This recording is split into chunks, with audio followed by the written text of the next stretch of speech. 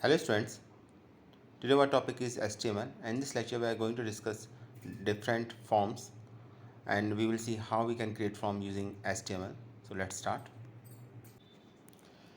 So students, अभी तक हम HTML में ऑलमोस्ट सभी टैग कंप्लीट कर चुके हैं। सिर्फ एक हमारा एक टॉपिक बचा है HTML फॉर्म्स और आज हम देखेंगे कि HTML में फॉर्म किस तरीके से डिज़ाइन किए जा सकते हैं, क्या बेसिक एलिमेंट है उसके अंदर और किस तरीके से एक हम सिंपल फॉर्म क्रिएट कर सकते हैं using text box, using radio button, using check box, using submit button. तो ये सब हम पढ़ेंगे, समझेंगे इसमें।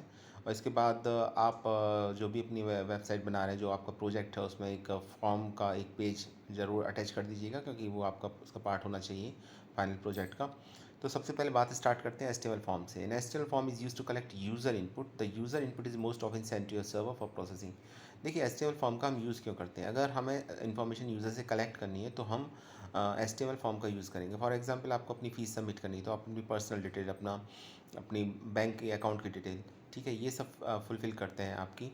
तो ये जो पर्सनल इन्फॉर्मेशन में इंक्लूड होगा आपका नेम, फादर्स नेम, आपका रेजिडेंस, ठीक है, और आपकी फ़ीस के बारे में आपका आपका पेमेंट का मोड क्या है, ऑनलाइन ऑफलाइन, ठीक। तो ये सब आप अपनी और अदर डिटेल आप फिल करते हैं। तो ये फिल करने के लिए एक फॉर्म ओपन होकर आता है, उसमें कुछ ऑप्शंस होते हैं। कहीं आप टाइप करते हैं, कहीं आप ऑप्शन सेलेक्ट करते हैं, कहीं एक से ज़्यादा ऑप्शन सेलेक्ट करते हैं और फाइनली आप सबमिट करते हैं। तो ये कैसे पॉसिबल है? It is possible only just because of the HTML forms.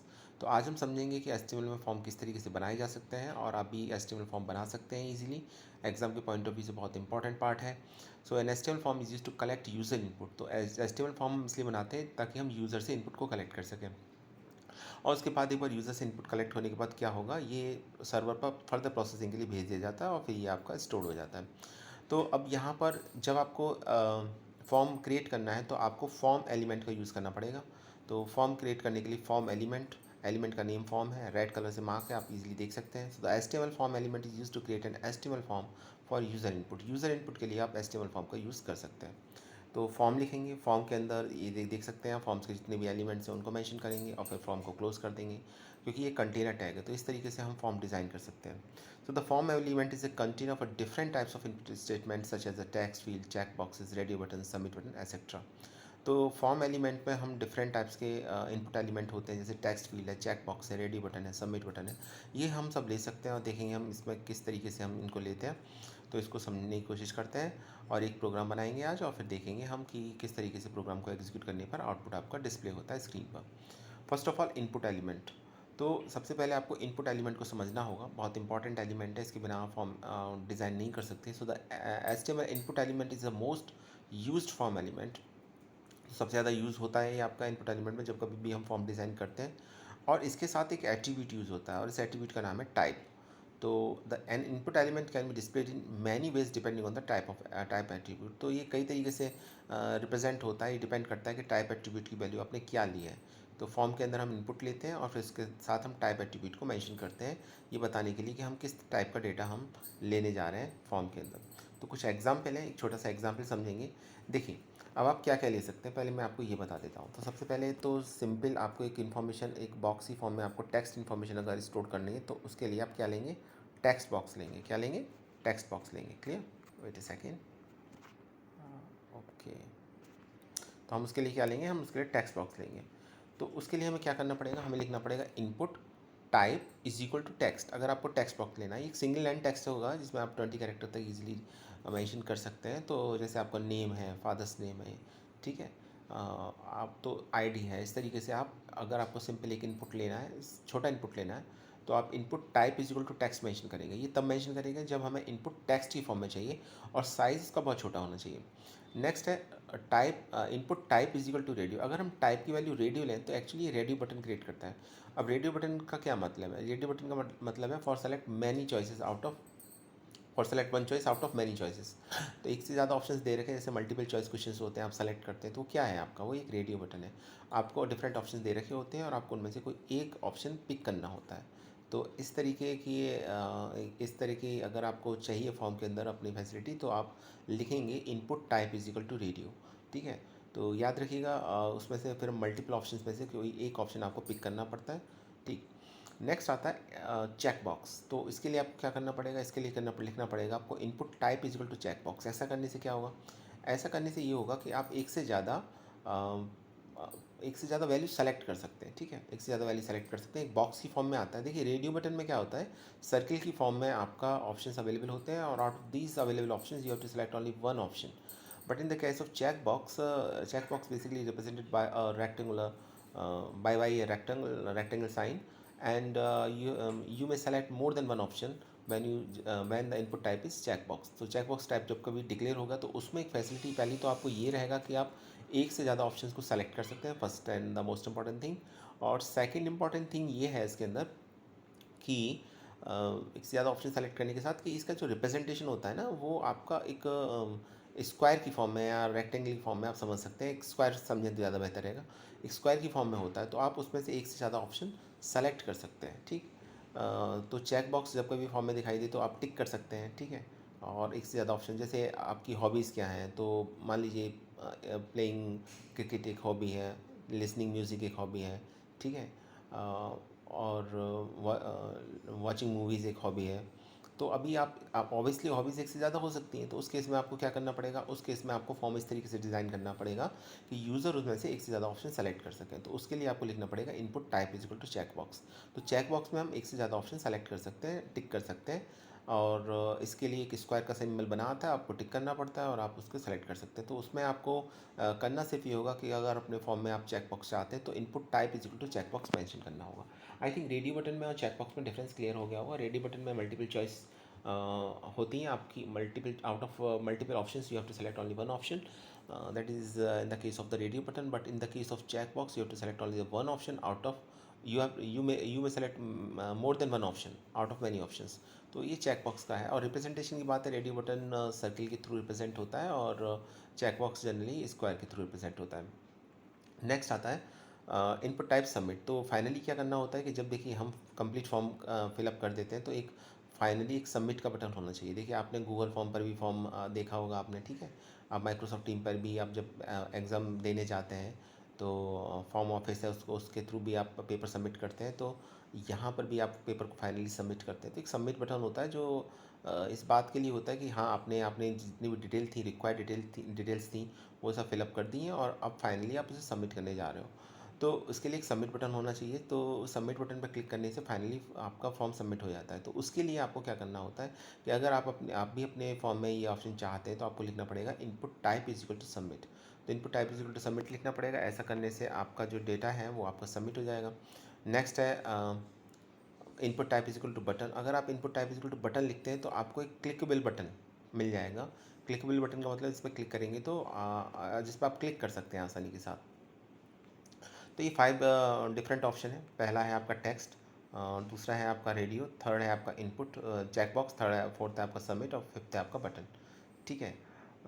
और हम इसको वन बाय वन समझेंगे और इसमें देखिए थोड़ा सा टाइम देना पड़ेगा आपको समझने के लिए। तो आज हम टेक्स्ट की बात करेंगे, टेक्स्ट और रेडियो की, बाकी हम नेक्स्ट वीडियो के अंदर बात करेंगे। आज तो हम सिर्फ टेक्स्ट की बात करते हैं। और तो सबसे पहले टेक्स्ट की जब हम बात करते हैं तो चलिए देखते हैं प्रोग्राम कैसे बनता है। तो सबसे पहले जैसा हम जानते हैं प्रोग्राम तो HTML से स्टार्ट होना है। तो HTML लिखेंगे सबसे पहले, देन आफ्टर आप हेड और टाइटल को मेंशन कर सकते हैं। मुझे ज़रूरत नहीं है, मैं नहीं चाहता कि इसका कोई वेब पेज का कोई स्पेसिफिक अलग से कोई टाइटल मेंशन हो, तो मैं हेड को यहाँ पर छोड़ दूँगा। आप नहीं चाहते, आप देना चाहते हैं तो आप हेड और टाइटल यूज़ कर सकते हैं। हेड और टाइटल यूज़ करना कोई मैंडेटरी नहीं है, आप चाहे तो इसको अवॉइड कर सकते हैं। टाइटल नहीं देना चाह रहे किसी वेब पेज का तो जस्ट लीव इट, कोई ज़रूरत नहीं है उसकी। तो बॉडी से आप स्टार्ट कर सकते हैं, HTML के बाद बॉडी, ठीक। तो बॉडी के अंदर हमने एक हेडिंग दे दी, हेडिंग बताने के लिए कि हाँ हम ये काम करने जा रहे हैं। तो हमने जैसे लिखा कि हम चलिए टेक्स्ट इनपुट करने जा रहे हैं, टेक्स्ट फील्ड को यूज़ करने जा रहे हैं, तो हमने हेडिंग में दे दिया टेक्स्ट इनपुट फील्ड्स, और फिर फॉर्म से ये स्टार्ट हो जाएगा, ठीक। अब यहाँ से समझिए, ये जितनी भी कोडिंग होगी फॉर्म की with in a form tag होगी। तो ये देखिए फॉर्म यहाँ से स्टार्ट किया और लास्ट में क्लोज किया है, आसानी से दिखाई दे रहा होगा आई थिंक आपको। S2 टेक्स्ट इनपुट फील्ड के बाद फॉर्म है और लास्ट लाइन देखेंगे तो स्लैश फॉर्म है। इट मीन्स जितनी भी कोडिंग की गई है फॉर्म टैग के अंदर की गई है, इनसाइड द फॉर्म टैग की गई है। अब इसके अंदर समझ लीजिए, आपने लिखा लेवल फॉर एफ नेम, ठीक, और ये लिखा आपने फर्स्ट नेम। तो इसमें क्या होगा, आप सबसे पहले देंगे फर्स्ट नेम। तो जो भी नेम है एफ लेवल फॉर, लेवल के साथ एक एट्रीब्यूट यूज़ होता है, फॉर एट्रीब्यूट यूज़ होता है। तो हम यहाँ लिखते हैं, ठीक है, जैसे हमने यहाँ मेंशन किया लेवल फॉर एफ नेम, और फिर हम एक लेवल मेंशन करेंगे। तो लेवल मेंशन कर दिया हमने फर्स्ट नेम, जो उसका नेम हो जाएगा टेक्स्ट बॉक्स का। जो बन के आएगा आपका, तो उसका नेम हो जाएगा फर्स्ट नेम। देन आफ्टर हम लेबल को क्लोज कर देंगे, बी आर टैग को यूज़ करेंगे लाइन ब्रेक करने के लिए। देन आफ्टर हम उसके बाद इनपुट लिखेंगे। इनपुट बहुत ज़रूरी है फॉर्म डिज़ाइन करने के लिए। इनपुट के साथ हम टाइप यूज़ करते हैं, अभी थोड़ी देर पहले ही मैंने आपको बताया था। तो क्या टाइप यूज़ करना है, चूँकि हमें एक टेक्स्ट बॉक्स क्रिएट करना है तो हम टेक्स्ट लिखेंगे यहाँ पर, ठीक है। अब यहाँ पर इसके साथ एक एट्रीब्यूट और है जिसके एट्रीब्यूट का नाम है आईडी। तो इस आईडी एट्रीब्यूट को यूज़ करेंगे, और आईडी एट्रीब्यूट का नेम वही होना चाहिए जो आपने लेबल के साथ फॉर एट्रीब्यूट का नेम मेंशन किया है, दैट इज़ एफ नेम। तो वहाँ भी फॉर के साथ एफ नेम था, यहाँ आईडी के साथ भी एफ नेम आप यूज़ करेंगे। कुछ और एट्रीब्यूट है जैसे नेम और वैल्यू, तो इसका एट्रीब्यूट का हम नेम दे सकते हैं, और एक वैल्यू देनी पड़ेगी। हम ये जो चाह रहे हैं कि इसकी जो वैल्यू हो उसमें डिफ़ॉल्ट वैल्यू क्या होगी, तो हमने जॉन दे दिया, तो हमने यहाँ पर जॉन दे दिया, तो जॉन टेक्स्ट बॉक्स के अंदर लिखा हुआ मिलेगा हमको, ठीक है। उसी तरीके से हम एक और टेक्स्ट बॉक्स क्रिएट करते हैं, तो फिर से दोबारा से लेबल और इनपुट कॉम्बिनेशन में चलेंगे, ठीक है। फिर से हम लेबल को मेंशन करेंगे, तो हमने ले दिया लेबल फॉर एल नेम। तो जब हम इनपुट टाइप टेक्स्ट लिखेंगे तो आईडी भी एल नेम ही लिखेंगे, ठीक है। तो पहले बात करते हैं लेबल की, तो अपना लिखा लेबल फॉर एल नेम, और इसको क्लोज़ किया, फिर नेम दिया हमने टेक्स्ट बॉक्स का जो हमने दिया इसके इसमें लास्ट नेम। लेबल को क्लोज़ कर दिया, देन बी आर को क्लोज बी आर लिखा हमने, बी आर लाइन ब्रेक के लिए, और ताकि हम नेक्स्ट लाइन के अंदर फिर इनपुट बॉक्स अपीयर हो आपका। तो input type is equal to text, ID is equal to L name, और बाकी हम नेम एक एट्रीब्यूट और लेंगे, और उसके साथ एक वैल्यू एट्रीब्यूट लेंगे। तो वैल्यू हमने एक और वैल्यू ले ली हमने यहाँ पर, ठीक है, एक और नेम ले लिया हमने, आप कुछ और भी ले सकते हैं। और यहाँ हमने फॉर्म को क्लोज कर दी। फॉर्म के बाद हमने एक मैसेज प्रिंट कराना चाहते हैं, तो हमने पैराग्राफ पी टैग के थ्रू मैसेज को प्रिंट कराया है। तो इसमें क्लियरली आप देख सकते हैं लिखा हुआ, note that the form it self is not visible, also note that the default width of the text input field is 20 characters. तो देखिए डिफ़ॉल्ट विथ होती है ना इसकी, वो 20 कैरेक्टर्स होती है। इसका मतलब जब कभी भी आप टेक्स्ट फील्ड लेना चाह रहे हैं तो उसके अंदर आप 20 कैरेक्टर्स से ज़्यादा फीड नहीं कर सकते। उसके बाद देखेंगे हमने पैराग्राफ को क्लोज़ किया है, देन बॉडी को क्लोज़ किया है, एंड लास्ट फाइनली हमने एचटीएमएल को क्लोज़ किया है। जब इस प्रोग्राम को आप एग्जीक्यूट करने जाएंगे तो आप कुछ आपको इस तरीके से दिखाई देगा। देखिए टेक्स्ट फील्ड बन के आ रहे हैं, आपने टेक्स्ट फील्ड का नाम फर्स्ट नेम दिया था, याद कीजिए, और एक टेक्स्ट बॉक्स बन के आ रहा है जिसमें जॉन लिखा हुआ, क्योंकि आपने वैल्यू जॉन दी थी।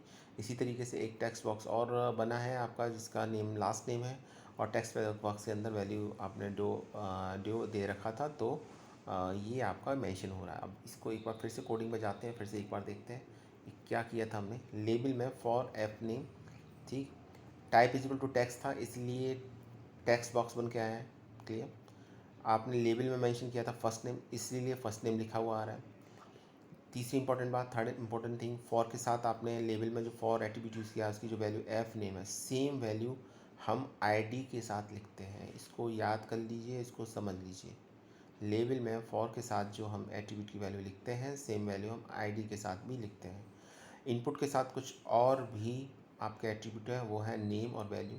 पहले मैं वैल्यू के बारे में बता देता हूँ। वैल्यू आप जो भी दोगे वो टेक्स्ट फील्ड के अंदर आपको दिखाई देगी, वो वैल्यू आपको रिप्रेजेंट होगी, ठीक है। और जहाँ तक नेम की बात है, तो नेम यहाँ पर मैंने एफ नेम ले रखा है, आप कुछ और भी ले सकते हैं, ज़रूरी नहीं आईडी और नेम सेम हो। तो चलते हैं यहाँ पर, ये हो गया आपका।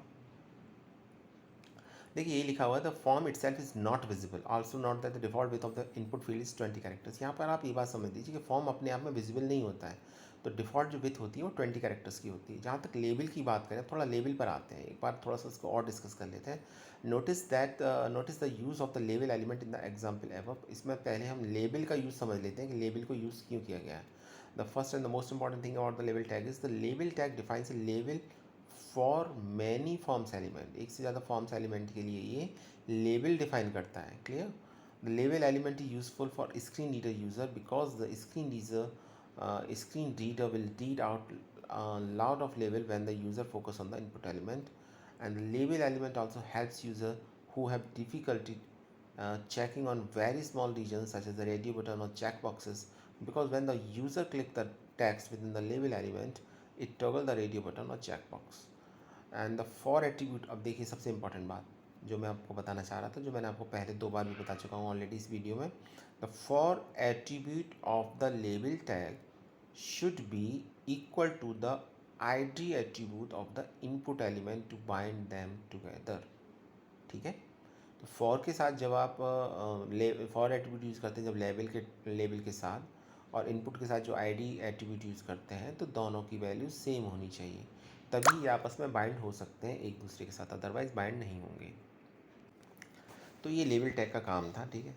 लेबल मेंशन करने के लिए फॉर्म्स के डिफरेंट एलिमेंट को लेबल टैग हम यूज़ करते हैं, और इसका मेन पर्पस होता है स्क्रीन रीडर यूज़र्स के लिए, क्योंकि screen reader will read out lot of the labels when the user focus on the input element, and the element will also help user to have difficulty checking on very small regions such as the radio button or check boxes, because when the user clicks on the text within the label element it toggle the radio button and check boxes। तो label का काम ये है, एक तो user को facility provide कराता है ये जब कभी वो स्मॉल रीजन्स पर क्लिक करता है।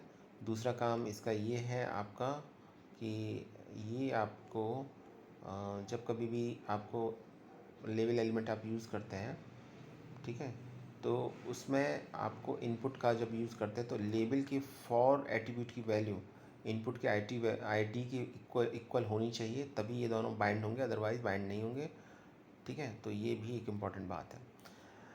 अब रेडियो बटन की बात करते हैं। तो रेडियो बटन के लिए हमको क्या करना पड़ेगा? रेडियो बटन के लिए आपको सिर्फ ये करना पड़ेगा कि आपको लिखना पड़ेगा input type is equal to radio. और रेडियो बटन का क्या काम है? अगर आपको मल्टीपल चॉइस क्वेश्चंस के फॉर्म में कुछ ऐसा चाहिए, डेटा चाहिए, ठीक है, मल्टीपल चॉइस क्वेश्चन चाहिए, जैसे मल्टीपल चॉइस दे रखी होती है, एक ऑप्शन आपको करेक्ट, जैसे एक बार आपको टिक लगाना होता है, तो उसके लिए जो ऑप्शन आता है उसे रेडियो बटन बोलते हैं।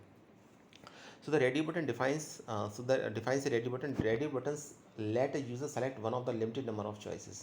तो एक चॉइस पिक करेगा, एक से ज़्यादा चॉइस दे रखे होंगे, एक से ज़्यादा ऑप्शन दे रखे होंगे। तो इसमें क्या करना पड़ता है, ज़रा इसकी भी कोडिंग देख लेते हैं।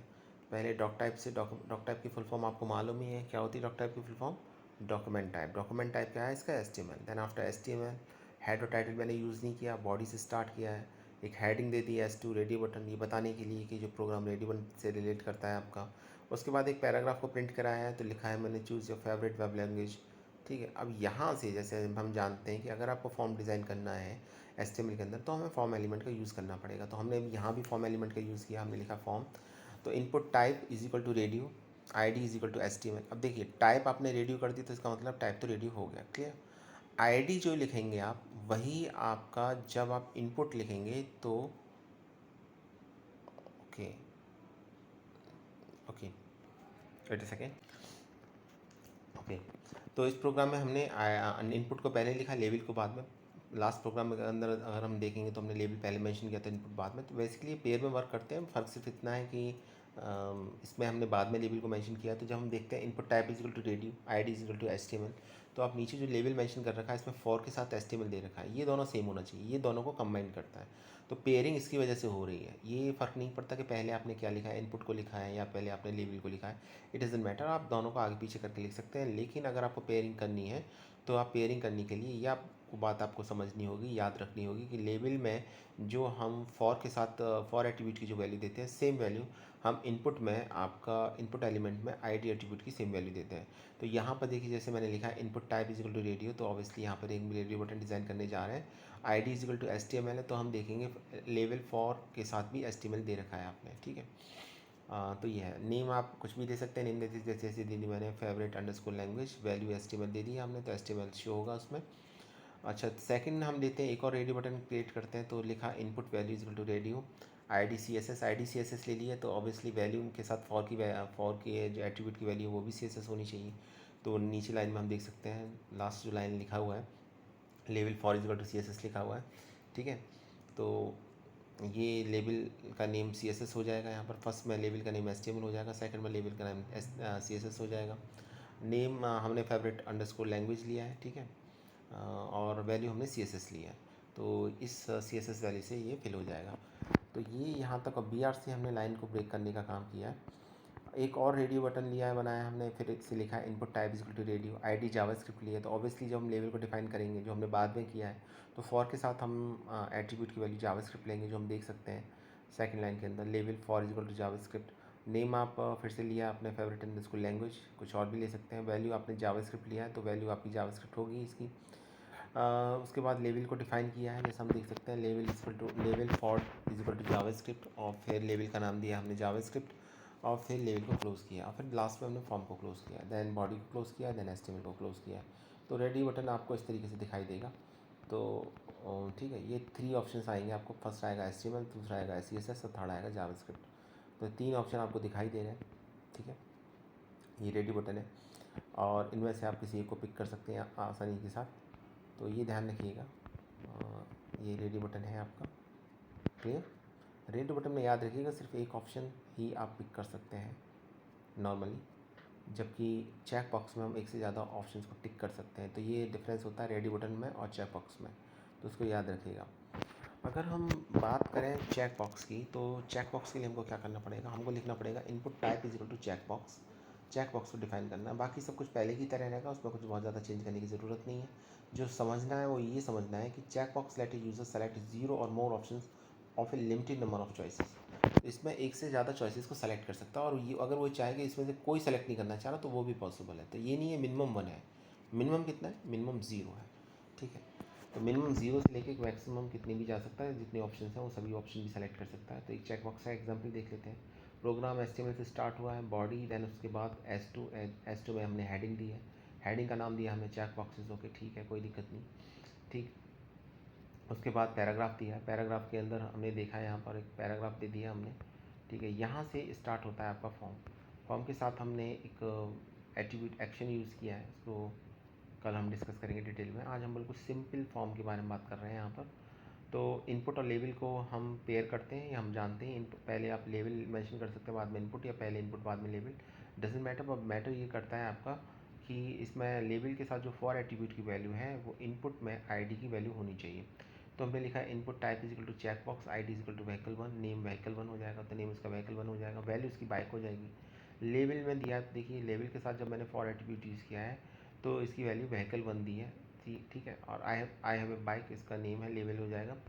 लेबल को क्लोज किया है। सेकंड हमने चेक बॉक्स क्रिएट किया, तो ID व्हीकल 2 दी है और लेबल के साथ for is equal to vehicle 2 दिया है। लेबल का नेम दे दिया I have a car. Third में हम देखेंगे, तो थर्ड में देखेंगे हमने लिखा है input type equal to check box, ID equal to vehicle 3, name equal to vehicle 3, value equal to vote. लेबल के साथ हमने व्हीकल 3 दिया, हमें देना भी चाहिए, क्योंकि जैसे मैंने बताया ना कि इनपुट के साथ, इनपुट में जब हम ID की जो वैल्यू होती है सेम वैल्यू लेबल में फॉर के साथ देनी चाहिए हमको।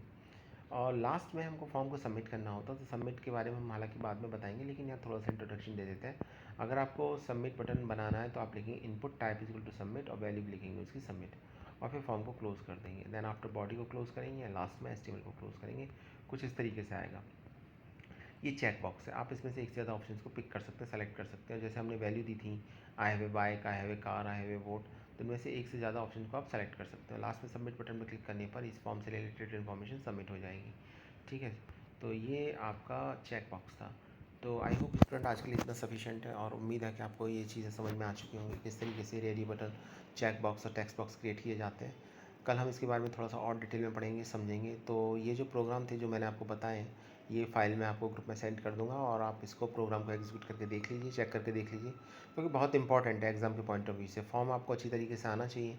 बेसिकली जब कभी हम कोई वेबसाइट डिज़ाइन करते हैं तो एक वेब पेज या कुछ ऐसा एक वेब पेज हमको बनाना होगा जिसमें हम फॉर्म से रिलेटेड इन्फॉर्मेशन हो, हम कोई इन्फॉर्मेशन यूज़र से मांगना चाह रहे हैं तो फॉर्म के थ्रू हम उसको सबमिट कर सकें। तो आप भी अगर आपका जो प्रोजेक्ट है उसमें एक वेब पेज ऐसा बनाइए, वेबसाइट जो प्रोजेक्ट ऑब्वियसली आपको एक वेबसाइट है, एक स्टैटिक वेबसाइट जो आपको HTML के थ्रू बनानी है, जिसमें एक वेब पेज में आपका एक फॉर्म हो, जिस फॉर्म से यूज़र की जो बेसिक इन्फॉर्मेशन है वो आपका आप उसे ले सकें। जैसे उसका नेम है, उसकी ID है, मोबाइल नंबर है, ठीक है, कॉन्टैक्ट नंबर है, उसके और भी इन्फॉर्मेशन हो सकती है रेडियो बटन चेक बॉक्स के थ्रू जो आप ले सकते हैं, ठीक है। जैसे रेडियो बटन में क्लास ले सकते हैं, क्लास एंड सेक्शन ले सकते हैं, ऑब्वियसली सेक्शन कोई एक होगा। चेक बॉक्स में आप डॉक्यूमेंट्स ले सकते हैं कि क्या क्या डॉक्यूमेंट्स आपने सबमिट किए हैं, ठीक है। मान लीजिए 10th का मार्कशीट है, सर्टिफिकेट है, 10th सर्टिफिकेट है, 12th मार्कशीट है, 12th सर्टिफिकेट है। इस तरीके से एक फॉर्म बना सकते हैं। तो ये आपके ऊपर है, आप डिफरेंट पहले ऑप्शंस को समझ लीजिए, उसके बाद एक एक इंडिविजुअली पहले इनको इंडिविजुअली इनको बनाइए, और इंडिविजुअली एक बार बनाने के बाद फिर जब आपको समझ में आ जाते हैं सभी ऑप्शन, तो एक ही फॉर्म के अंदर, एक वेब पेज के अंदर फॉर्म्स के जितने भी ऑप्शन हैं उनको एक साथ इम्प्लीमेंट करने की कोशिश कीजिए, तो तो फिर एक फॉर्म आपका क्रिएट हो जाएगा। तो आज के लिए इतना ही। कल हम थोड़ा सा इसको और डिटेल में पढ़ेंगे। आज थोड़ा इंट्रोडक्शन पार्ट था इसका, और अगर आप समझ में नहीं आया तो परेशान होने की अभी भी कोई ज़रूरत नहीं है। ये फ़ाइल मैं आपको सेंड कर दूँगा, फ़ाइल आपके व्हाट्सएप ग्रुप जो बना रखा है हमने उसमें मिल जाएगी आपको। प्रोग्राम को पहले सिंपली एग्जीक्यूट करके देखिएगा, वीडियो को देखिएगा और उसके बाद क्लास में जो डाउट्स होंगे वो क्लियर करा दी जाएंगे आपको। So thanks for watching this video.